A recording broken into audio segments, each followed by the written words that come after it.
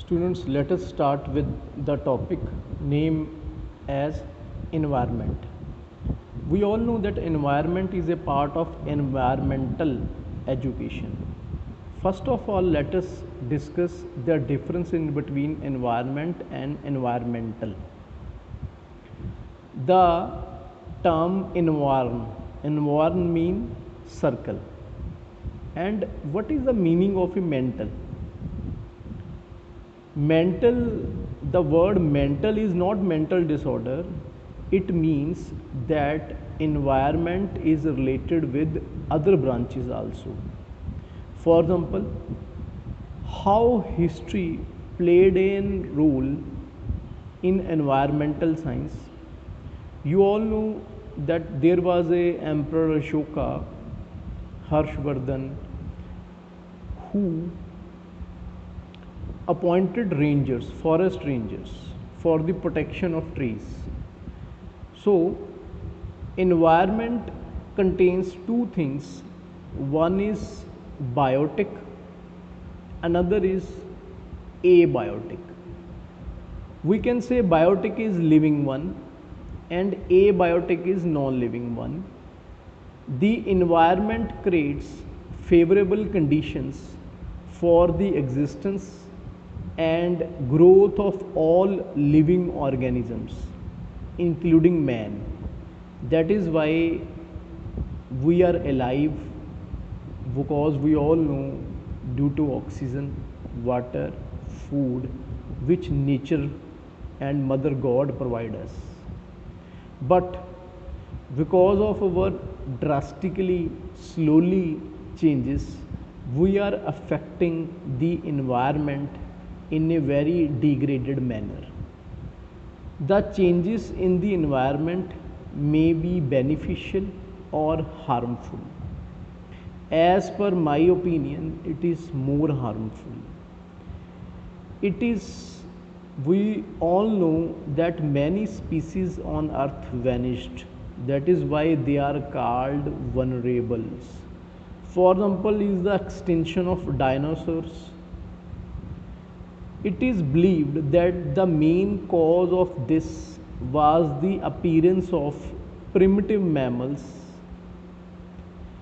Hence, the environment was favorable for primitive mammals that are unfavorable for dinosaurs.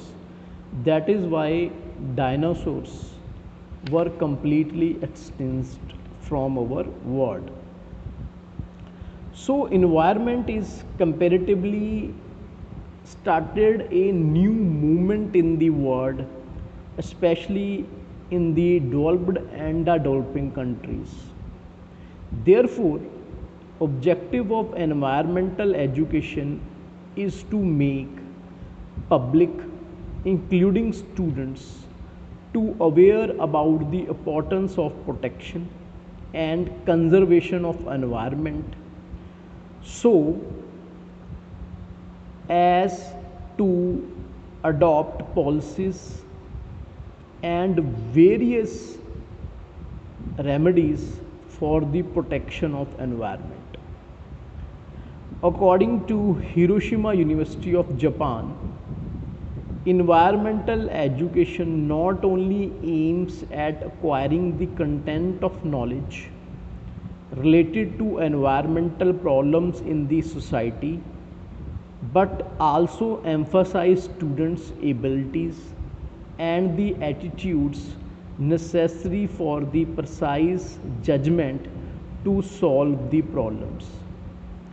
Dear students, if someone asks you what is the need of, why there is need of environmental education, why environmental education is compulsory in graduate and postgraduate courses, so this will be the answer.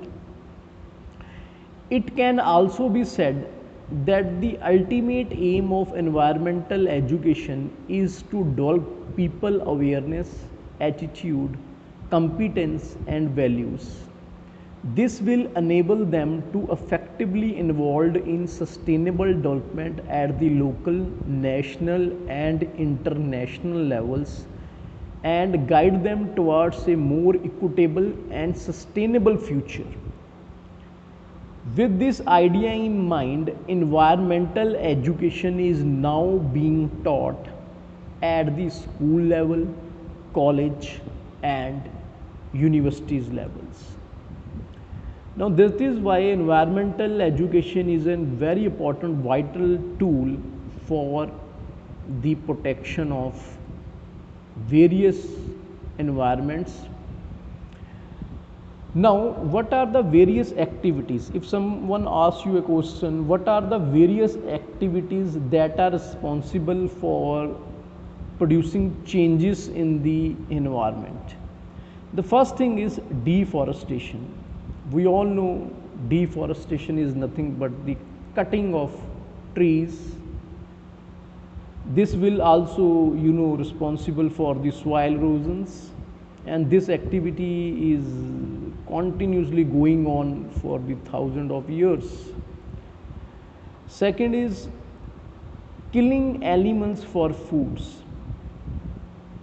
Third is industrial and scientific revolution has a tremendous effect on the environment. Sorry to say that revolutions, especially industrial and scientific revolutions, are very much required for economic growth of the country, but it also adversely affect the quality of environmental criteria like quality of air, quality of water, and so on. The various activities responsible for polluting the atmosphere is due to the discharge of harmful and poisonous gases discharged from industrial establishments, including power plants that are using coal. That activities resulted in polluting the water bodies with discharge from various industries. There are various large number of episodes which have taken place in the history that affect the environment.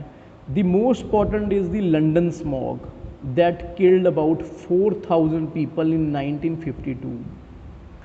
Second is nuclear catastrophes, including nuclear dropping of nuclear bombs on Hiroshima and Nagasaki during the World War II, that was responsible for the death of thousands of people and disabling millions of people for the rest of their lives. Another important example is the leakage of methyl isocyanate gas from the Union Carbide factory in Bhopal, India on 2nd December 1984. This was the world's worst industrial disaster. Thank you. Now let us discuss the component of environment. As we already know, the environment consists of two components, abiotic and biotic. Abiotic are non-living components and biotic are living components. Abiotic components include light, humidity, temperature, atmospheric gases. These also include altitude, latitude, seasonal changes, and topography. And the second is biotic component, which are living components. These includes plants, flora, fauna, animals, humans, parasites, microorganisms, and decomposers. And the third most important thing, which is a component of environment, is energy component, which includes solar energy, geochemical energy, thermoelectric energy, nuclear energy, etc. Energy from other sources, including radiations, also play an important role for sustaining life processes. There are two types of environment. One is natural environment, second is man-made environment.